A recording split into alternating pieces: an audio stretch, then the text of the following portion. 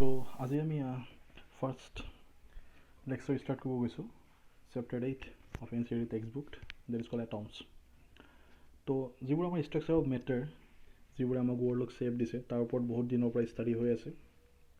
আৰু এটমছবোৰ আচলতে কি হয়, যিবোৰ আমাৰ যিটো বডি সেইটো এটমছ দি মানে গঠিত। তেনেকৈ আপোনাৰ যিকোনো বস্তু মানে মলিকুলছ এইবিলাক এটমছ থাকে, কম্পাউণ্ডছবোৰ এটমছ দি বনোৱা হয়। তো এটমছৰ বহুত থিয়ৰী দিছিলে। তো ফাৰ্ষ্টত যিটো থিয়ৰী দিছিলে তেওঁ দিছে থমছন, ঠিক আছে, চাইণ্টিষ্ট আছিলে থমছনৰ নামটো শুনিছে, যোনে ইলেক্ট্ৰন ডিছকভাৰ কৰিছিলে। দেন তাত কিছুমান কি আছিলে লিমিটেশ্যন আছিলে, চ' সেইকাৰণে সেইটো মডিফাই কৰিলে, কোনে কৰিলে, ৰাদাৰফৰ্ড দিলে। দেন ৰাদাৰফৰ্ডৰ কিছুমান লিমিটেশ্যন আছিলে, কিছুমান ড্ৰবেক্স আছিলে, so' that is modified by the বৰে দিলে। আৰু সেনেকৈ বেলেগে কিছুমানে দি আছিলে, কিন্তু বেচিকেলি এইকেইজনে প্ৰথমতে দিছিলে। তো একৰ্ডিং টু থমছন মডেলত কি আছিলে, তেওঁ কৈছিল যে কি every atom consist of a positively charge sphere, ঠিক আছে, প্ৰত্যেকটো এটম এটা পজিটিভলি চাৰ্জ স্পেয়াৰ হয়, of the radius of the order of 10⁻10 metre, ঠিক আছে, সিহঁতৰ ৰেডিয়াছ কিমান 10⁻10 metre, in which the entire mass and positive charge of the atoms are uniformly distributed. তো ইয়াত কৈছে যে প্ৰত্যেকটো এটমৰ যিটো মাছ থাকে সেইটো ইউনিফৰ্মলি ডিষ্ট্ৰিবিউটেড হৈ থাকে, অ'কে, আৰু পজিটিভ চাৰ্জটো ইউনিফৰ্মলি ডিষ্ট্ৰিবিউটেড হৈ থাকে। আৰু ইলেক্ট্ৰনছবোৰ কেনেকৈ থাকে, কিন্তু ৱাটাৰমেলন দেখিছা, ৱাটাৰমেলনৰ যিবোৰ গুটিবোৰ, যিবোৰ ভিতৰৰ গুটি যেনেকৈ স্প্ৰিড হৈ থাকে, তেনেকৈ থাকে ইলেক্ট্ৰনবোৰ থাকে এটা এটমৰ ভিতৰত। আৰু টোটেল যিটো charge of an atom that is always neutral, সেইটো কথা কৈছিলে। তো এইটো থমছনৰ মডেল আছিলে। তেওঁ কৈছিল যে পজিটিভ চাৰ্জবোৰ ইউনিফৰ্মলি ডিষ্ট্ৰিবিউট হৈ থাকে, মাছটো ইউনিফৰ্মলি ডিষ্ট্ৰিবিউট হৈ থাকে। চ' দেন তোমাৰ ৰাদাৰফৰ্ডে এটা কি কৰিলে, বহুত ফেমাছ এক্সপেৰিমেণ্ট, এইটো নাম শুনিছে চাগে, ৰাদাৰফৰ্ড আলফা ৰে স্কেটাৰিং এক্সপেৰিমেণ্ট বুলি কোৱা হয়। তো এটা এক্সপেৰিমেণ্ট কৰিলে। After this experiment he observe some new things, okay, and that is called Rutherford's postulation, ঠিক আছে। ৰাদাৰফৰ্ডে তোমাৰ পষ্টুলেট দিলে। তো একচুৱেলি সেইটো কি আছিলে তোমাৰ এক্সপেৰিমেণ্টটো, তো ভালকৈ চোৱা, এই ডায়েগ্ৰামটো চোৱা। ইয়াত তোমাৰ এটা গল্ডৰ ফইল এখন আছে, বহুত ইয়াৰ পাতলা, ঠিক আছে। ইয়াত তোমাৰ থিকনেছটো চোৱা 10⁻8 মিটাৰ। আৰু এইটো এটা ৰেডিঅ' এক্টিভ চ'ৰ্চ, য'ৰ পৰা তোমাৰ আলফা ৰে ওলায়, ঠিক আছে, আলফা পাৰ্টিকলছ। তো আলফা পাৰ্টিকলছবিলাক বেচিকেলি কি হয়, হিলিয়াম নিউক্লিয়াছ, ঠিক আছে, হিলিয়াম নিউক্লিয়াছ হয়, হিলিয়াম নিউক্লিয়াছ, কিন্তু not a helium atom, helium nucleus. তো নিউক্লিয়াছত সদায় কি থাকে, প্ৰটন এণ্ড নিউট্ৰন, ঠিক আছে। এটা এটমৰ ভিতৰত তোমাৰ প্ৰটন, নিউট্ৰন, ইলেক্ট্ৰন তিনিটা থাকে, বাট এটা নিউক্লিয়াছৰ ভিতৰত অলৱেজ প্ৰটন এণ্ড নিউট্ৰন থাকে। তো হিলিয়াম নিউক্লিয়াছটো হৈছে আলফা পাৰ্টিকল। তো এইটো লিড কেভিটিৰ ভিতৰত আছে, তো ইয়াৰ পৰা তোমাৰ আলফা পাৰ্টিকল ওলাব, হৈছে। তো এইটো হৈছে এইটো কলিমেটাৰ বুলি কোৱা হয়। তো ইয়াৰ পৰা আলফা পাৰ্টিকলটো চিধা যাব। তো এখন গল্ড ফইলত কি হয়, সি খুন্দা খাব। গল্ড ফইলতো কি আছে, কিমান এটমছ দিয়ে বনোৱা হৈছে, হয় নহয়, গল্ড ফইলৰ ভিতৰত এটমছ আছে। তো এতিয়া তোমাৰ আলফা পাৰ্টিকল এনেকৈ গৈছে, গৈ এটা এক্সপেৰিমেণ্ট কৰিলে। তাৰপিছত এইটো কি আছে, এটা মাইক্ৰস্কোপ আছে, মাইক্ৰস্কোপ দি তেওঁ চাই কিমান অৰিজিনেল যিটো ডাইৰেকশ্যনৰ পৰা কিমান ডিফ্লেক্ট হৈছে, ঠিক আছে, সেইটো কোৱা স্কেটাৰিং এংগল। তাৰ অৰিজিনেল লেংথটো যদি এনেকৈ আছিলে, সি যদি ডিফ্লেক্ট হৈ এনেকৈ গৈছে, তো এইখিনি এংগলটো কি হয়, স্কেটাৰিং এংগল। তো এটা ZNS স্ক্ৰীণ এখন আছে, জিংক ছালফাইড স্ক্ৰীণ। তো তাত তোমাৰ বস্তুবোৰ পৰি কিনে কি হয়, ব্ৰাইট স্পট দিয়ে, ক'ত পৰিছে গম পোৱা যায়। যেতিয়া আলফা পাৰ্টিকল এনেকৈ স্কেটাৰ্ড হৈ পৰে, যেতিয়া ব্ৰাইট স্পট কিছুমান আহে, তো তাৰ পৰা গম পোৱা যায়। তো আলফা পাৰ্টিকল এনেকৈ আহিছে, আহি তেওঁ কি অবজাৰ্ভ কৰিলে, যে মেক্সিমাম নাম্বাৰ অফ আলফা পাৰ্টিকলবোৰ পাছ হৈ গুচি গৈছে উইদাউট এনি ডিফ্লেকশ্যন, ঠিক আছে। মেক্সিমাম কি হৈ গৈছে, মাজেৰে পাৰ হৈ গুচি গৈছে।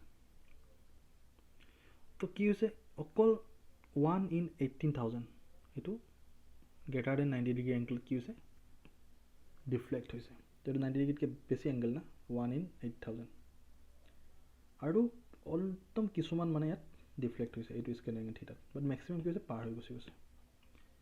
তো এইকেইটা অবজাৰ্ভেশ্যন আছিলে, যিটো মই ক'লোঁ, most of the alpha particles pass straight through the gold foil, okay, only about 0.14% is very small of incident alpha particles scattered by more than 1 degree. 1 degree के बेसी only 0.14% है incident particle scattered হৈছে। about 1 alpha particle in every 8,000, 8,000টা ভিতৰত এটাহে মাত্ৰ কি হৈছে, scattered by more than 90 degree, 90 ডিগ্ৰীতকৈ বেছি এংগলত scattered হৈছে। তো মেক্সিমাম যদি তোমাৰ ষ্ট্ৰেইট গুচি গৈছে, তো তাৰ পৰা তোমাৰ কি এক্সপ্লেনেশ্যন পালে, তো ৰাদাৰফৰ্ডে গম পালে যে তাৰমানে কি, most of the space in the atom is empty. Atom এটাৰ মেক্সিমাম স্পেচ কি হৈ থাকে, তোমাৰ এমটি থাকে, তাত কোনো একো নাথাকে, ঠিক আছে। তাৰপিছত কি কৈছে entire positive charge of the atom must concentrate in the তিনি চেণ্ট্ৰেল ক'ৰ অফ দ্য এটম। এটা এটমৰ একদম চেণ্ট্ৰেল যিটো ক'ৰ তাত তোমাৰ গোটেই পজিটিভ চাৰ্জটো কি হৈ থাকে কনচেনট্ৰেট হৈ থাকে আৰু তাক কি কোৱা হয় নিউক্লিয়াছ বুলি কোৱা হয়। কাৰণ সেইকাৰণে যেতিয়া তোমাৰ আলফা পাৰ্টিকলটো একদম এটম এটাৰ একদম চেণ্টাৰ পইণ্টত যেতিয়া খুন্দা লাগে তেতিয়াহে সি স্কেটাৰ্ড হয়। ঠিক আছে, টোটেলি বেক ৰিফ্লেক্টেড হ'ব পাৰে, ৰিফ্লেক্টেড বেক হ'ব পাৰে। ঠিক আছে, বাকী মাজে পাৰ হৈ গ'লে কি হৈ যায়, এতিয়া যদি বাকীখিনি এইখিনিৰ মাজে পাৰ হৈ গৈছে কিন্তু যদি চেণ্টাৰত আছে তেতিয়া কি হৈ যাব পাৰে, চেণ্টাৰত লাগিলে ৰিফ্লেক্ট হৈ যাব পাৰে। ঠিক আছে, যিমান নিউক্লিয়াছটোৰ ওচৰত যাব সিমান সি ডিফ্লেক্ট হ'ব। ঠিক আছে, যিমান ওচৰত যাব, যিমান দূৰলৈ যাব সিমান সি ডাইৰেক্টলি গুচি যাব। সেইকাৰণে most of the part of the atom is empty. Okay, তো এইটো এক্সপ্লেনেশ্যন পালে। তো এইখিনি বস্তু গম পালে ৰাদাৰফৰ্ডে থমছনতকৈ বেলেগ, কাৰণ থমছনে কৈছিলে কি পজিটিভ চাৰ্জটো ইউনিফৰ্মলি ডিষ্ট্ৰিবিউটেড হৈ থাকে, but in case of Rutherford কি আছে ইউনিফৰ্মলি ডিষ্ট্ৰিবিউটেড নহয়, all positive charge concentrated at the centre of an atom and that is called nucleus. Okay, is it clear to all of you? Okay, now let's move to the next part, তো that is called distance of closest approach. This is very important. Distance of closest approach মানে কি? এতিয়া কথাটো হৈছে এইটো এটা কি চাবা তোমাৰ গল্ফ ফ'ল্ডৰ যিটো এটম, তুমি আলফা পাৰ্টিকেল আহিছে, তো এইটো তাৰ কি নিউক্লিয়াছটো। ঠিক আছে, কাৰণ নিউক্লিয়াছ তোমাৰ কি থাকে ইয়াত পজিটিভ এটম থাকে, পজিটিভ চাৰ্জ থাকে। তো ই যেতিয়া এইফালে আহিব একদম চেণ্টাৰ যেতিয়া আহিব কি হৈ যাব ৰিফ্লেক্ট বেক হৈ যাব 180 ডিগ্ৰী স্কেটাৰিং। যিমান ওচৰত যাব ৰিফ্লেক্ট হ'ব, এইফালে ডিফ্লেক্ট হ'ব, কিন্তু যিমান দূৰত যাব সিমান এটা ডিফ্লেকশ্যনটো কি হৈ যাব কমি যাব, তো স্কেটাৰিং এংগেলটো কি হৈ যাব কমি গৈ যাব, কাৰণ মষ্ট অফ দ্য পাৰ্ট কি এমটি নহয় জানো। কিন্তু নিউক্লিয়াছত যদি ডাইৰেক্ট খুন্দা লাগে তেতিয়া কি হ'ব ৰিফ্লেক্ট বেক হৈ যাব, যিমান ওচৰত যাব সিমান ডিফ্লেক্ট হৈ যাব। ঠিক আছে, এতিয়া কথাটো হ'ল কি ডিষ্টেঞ্চ অফ ক্ল'জেষ্ট এপ্ৰ'চ মানে কি? এতিয়া ছাপ'জ আলফা পাৰ্টিকেল এটা ইয়াৰ পৰা আহিছে, তাৰ এটা অবভিয়াছলি কাইনেটিক এনাৰ্জি এটা থাকিব, এম আই ৰাইট? তো যেতিয়া একদম চেণ্ট্ৰেল লাইনত আহিছে দেখিছা, তো এইটো নিউক্লিয়াছটো। তো ইয়াত আহোঁতে এইটো যিটো পইণ্ট পালে, এই পইণ্টত কি হৈ গ'ল, ইয়াৰ কাইনেটিক এনাৰ্জি কি হৈ গ'ল কমি গ'ল। কিহৰ কাৰণে কমি গ'ল? Because of the repulsion between the this nucleus and alpha particle. ঠিক আছে, আলফা মানে কি হিলিয়াম নিউক্লিয়াছ হয়, এইটো এটা কি গ'ল্ডৰ নিউক্লিয়াছ, গ'ল্ড ফইল যদি হয় নে নহয়? তো সিহঁতৰ মাজত কি হ'ব, এটা ৰিপালচন ফ'ৰ্চ হ'ব, পজিটিভ। তো তাৰ কাৰণে ইয়াৰ কাইনেটিক এনাৰ্জিটো কমি গ'ল। এই পইণ্টত কি হৈ গ'ল, তাৰ কাইনেটিক এনাৰ্জিটো 0 হৈ গ'ল। ইয়াত কি হৈ গ'ল, তাৰ পটেঞ্চিয়েল এনাৰ্জি মেক্সিমাম হৈ গ'ল, কাৰণ kinetic energy changes to potential energy. Because এই কলিশ্যনটো কি বুলি কৈছে elastic collision. So' all kinetic energy converted to the potential energy at this point, and again from this point it reflected back. ইয়াৰ পৰা ই ঘূৰি গুচি গ'ল, তো ইয়ালৈ ই আহিব নোৱাৰিলে, দেখিছানে? ইয়াতে সি গুচি গ'ল। এতিয়া ইয়াৰ এই নিউক্লিয়াছৰ যিটো চেণ্টাৰ দেখিছা, আৰু এই যিটো ইহঁত যিটো ডিষ্টেঞ্চ, এই ডিষ্টেঞ্চটো this distance, so' look at very carefully, this distance is called closest approach. Okay, this is called closest approach. গম পাইছেনে বস্তুটো? এইফালৰ পৰা আলফা পাৰ্টিকেলটো আহিছিলে, এইখিনি ৰখিলে, ইয়াৰ পৰা গুচি গ'ল, কাইনেটিক এনাৰ্জি আছে, কাইনেটিক এনাৰ্জি কমি গ'ল, ইয়াত পটেঞ্চিয়েল এনাৰ্জি ইনক্ৰিজ হৈ গ'ল, আকৌ কাইনেটিক এনাৰ্জি এইফালে বাঢ়ি গ'ল। ঠিক আছে, চ' এট দিছ পইণ্ট এই ক্ল'জেষ্ট এপ্ৰ'চ পইণ্টত কি হ'ব, তাৰ কাইনেটিক এনাৰ্জি 0 হৈ যাব আৰু গোটেইখিনি পটেঞ্চিয়েল এনাৰ্জি কনভাৰ্ট হৈ যাব, তাৰমানে কাইনেটিক এনাৰ্জি ইকুৱেল টু কি হৈ যাব পটেঞ্চিয়েল এনাৰ্জি হৈ যাব। ঠিক আছে, এট দিছ পইণ্ট। তো সেইটোৰ ওপৰত আমি হেৰি কৰিম ডিছকাছ কৰিম। চ' ইয়াত কোৱা হৈছে যে suppose alpha particle with initial kinetic energy ই is directed towards the centre of the nucleus of an atom. Nucleus এটমটো চেণ্টাৰৰ ফালে গৈ আছে on account of the repulsive force between the nucleus and alpha particle. সেই repulsive ফ'ৰ্চৰ কাৰণে সিহঁতে কি হ'ব, কাইনেটিক এনাৰ্জিটো কি হৈ যাব gradually decrease and potential energy of the particle goes on increasing. So' এটা চাৰ্টেইন ডিষ্টেঞ্চ আৰ নট, সেই ডিষ্টেঞ্চটো যিটো কৈছোঁ, kinetic energy of the alpha particle reduces to 0। ঠিক আছে, এই ডিষ্টেঞ্চত কাইনেটিক কি হৈ গ'ল তোমাৰ, এই ডিষ্টেঞ্চত 0 হৈ গ'ল, তো গোটেইখিনি ক'লৈ কনভাৰ্ট হৈ গ'ল, it converts to potential energy. ঠিক আছে, the particle stops and it can not go' closer to the nucleus.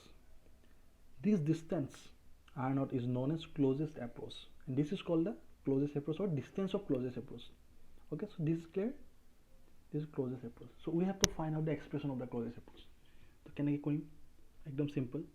প্ৰথমতে আমি কি কৰিম, ইয়াৰ কাইনেটিক এনাৰ্জিটো চাম। কাইনেটিক এনাৰ্জি কি হৈ যাব পটেঞ্চিয়েল এনাৰ্জি হৈ যাব। এইটো যদি আলফা পাৰ্টিকেল হয়, এইটো যদি নিউক্লিয়াছ হয়, যাৰ নিউক্লিয়াছ লোৱা, সিহঁত দুটাৰ মাজত কি থাকিব, এটা পটেঞ্চিয়েল এনাৰ্জি থাকিব। Already we no' the expression of the potential energy. Now we have to compare the kinetic energy with the potential energy, and with the help of that expression we have to derive the expression of closed approach. ঠিক আছে, তো কেনেকৈ কৰিছোঁ চোৱা তুমি প্ৰথমতে। ULFA particle, তো ULFA particle মানে কি, হিলিয়াম নিউক্লিয়াছ। তো হিলিয়াম নিউক্লিয়াছ মানে কি, এইটো হিলিয়াম নিউক্লিয়াছ। তো ইয়াৰ মিনিংটো কি জানা, তো কেমিষ্ট্ৰি চাগে পাইছা মেবি। এইটো হ'ল তাৰ মাছ নাম্বাৰ, এইটো হৈছে তাৰ এটমিক নাম্বাৰ। তো এটমিক নাম্বাৰ মানে কিমানটা প্ৰটনছ আছে, তো আলফা পাৰ্টিকেলত 2টা প্ৰটনছ আছে। তো মাছ নাম্বাৰ মানে তাৰ টোটেল মাছ কিমান, ঠিক আছে। তো 2টা প্ৰটন থাকে আৰু 2টা নিউট্ৰন থাকিব নিউক্লিয়াছৰ ভিতৰত অবভিয়াছলি। চ' মাছ কিমান হ'ব, 4 ইউনিট অফ মাছ, কাৰণ প্ৰটন আৰু নিউট্ৰনৰ মাছটো একদম অলমষ্ট ইকুৱেল হয়, ঠিক আছে। তো এইবোৰ আমি ডিছকাছ কৰিম কিমান হয়, মানে এটমিক মাছ ইউনিটত কিমান হয়, কেজিত কিমান হয়, তো অলমষ্ট ইকুৱেল হয়। তো ইয়াতে কিমান হ'ব মাছ, 4 ইউনিট অফ মাছ হ'ব, কাৰণ 2টা প্ৰটন আছে 2টা নিউট্ৰন আছে। Neutron is a chargeless, but proton is a charge particle, but 2টাটো পাৰ্টিকেল আছে না, তো 4টা ইউনিটত মাছ হ'ব। কিন্তু টোটেল চাৰ্জটো কিমান হ'ব ইয়াৰ, প্লাছ টুৱাইচ ই। এটা প্ৰটনৰ তোমাৰ কিমান আছিলে চাৰ্জ, প্লাছ ই, হয় নহয়। তো 2টা প্ৰটন আছে, তো কিমান হ'ব, প্লাছ টুৱাইচ ই হ'ব চাৰ্জটো। তো আলফা পাৰ্টিকেলৰ চাৰ্জটো প্লাছ টুৱাইচ ই হ'ল, ঠিক আছে। এইটো নাও সেইকাৰণে কোৱা হৈছে আলফা পাৰ্টিকেল প্লাছ কিমান, প্লাছ টুৱাইচ ই। এইটো এতিয়া আৰু এটা পাৰ্টিকেল আছে নহয় য'ত সি খুন্দা মাৰিব, সেইটোতো নিউক্লিয়াছ।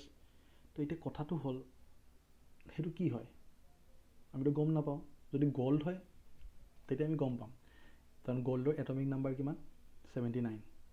যদি বেলেগ হয় তেতিয়া আমি তাৰ চাৰ্জ অফ দ্য নিউক্লিয়াছ কেনেকৈ লিখিব লাগিব, প্লাছ জে ডি। তো প্লাছ জে ডি মানে কি, জেড মানে এটমিক নাম্বাৰ। তো হিলিয়ামৰ লগতে হিলিয়ামৰ এটমিক নাম্বাৰ 2, সেইকাৰণে 2 বহাই দিছিলোঁ, 2s। That is the charge of alpha particle nucleus or alpha nucleus or helium nucleus, sorry.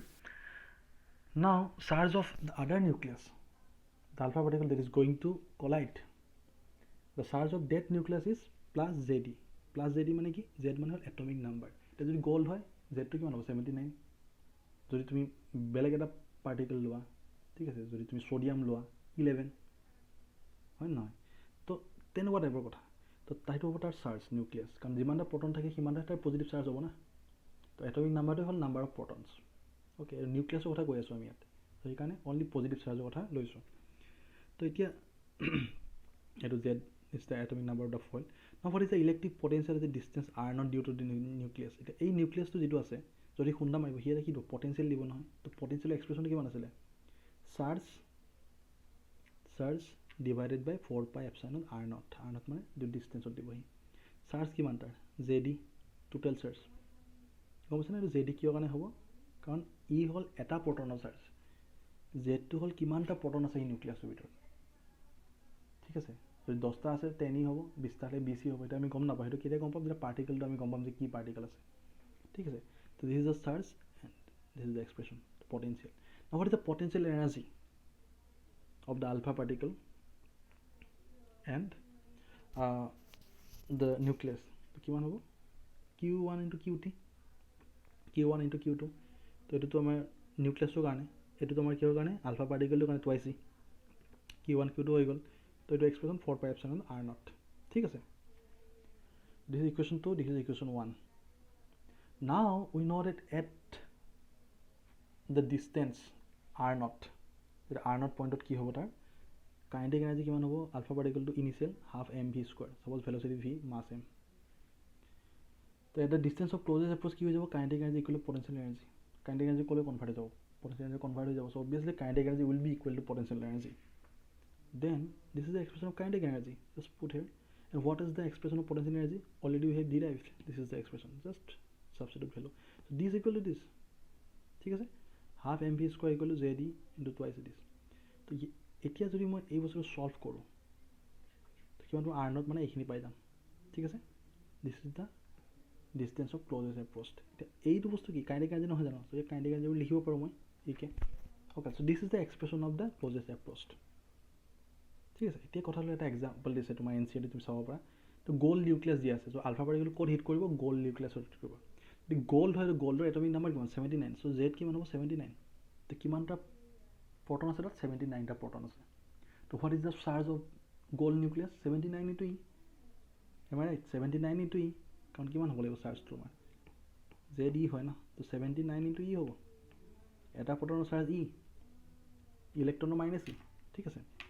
তো 79 ই, তো আলফা পাৰ্টিকেলৰ কাইনেটিক এনাৰ্জি দিয়া আছে তোমাৰ কিমান 7.7 MeV। তো দেট ইজ ভেৰি ইম্পৰ্টেণ্ট নাও। 7.7 MeV, তোমাৰ মেগা ইলেক্ট্ৰন ভল্ট, বহুত হাই এনাৰ্জিত আহি আছে। চ' এইটো ইউনিট ইউজ কৰিছে।